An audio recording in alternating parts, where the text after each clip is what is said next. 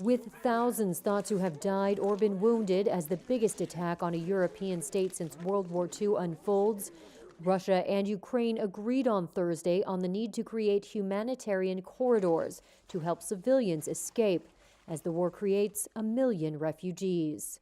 It is the first apparent progress in talks since the invasion began, now in its second week.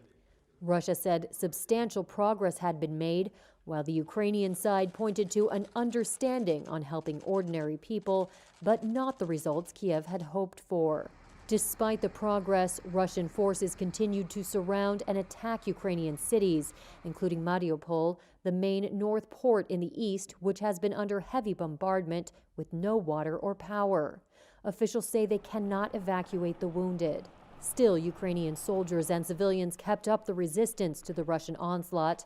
The capital, Kyiv, and other main cities remained in their hands on Thursday evening. And in Borodyanka, a town some 30 miles northwest of Kyiv, locals repelled a Russian assault. Burnt-out hulks of Russian armor could be seen scattered on a highway, surrounded by buildings blasted to ruins. Then those bastards started the tank and started shooting into the supermarket, which was already burned. It caught fire again. An old man ran outside like crazy with big round eyes and said, "Give me a Molotov cocktail. I just set their APC on fire."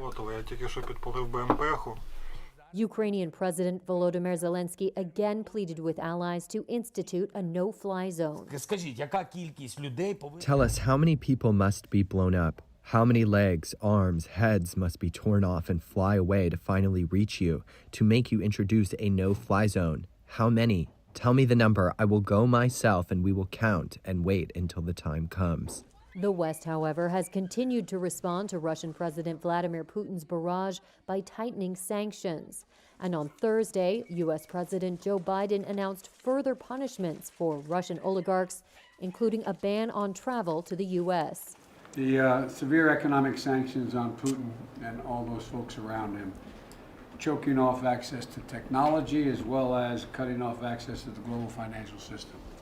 French President Emmanuel Macron, in a phone call to Putin, said he was making a major mistake in Ukraine, one that would cost Russia dearly over the long term, according to a French official who said Putin said nothing on the call that could reassure them he got the message.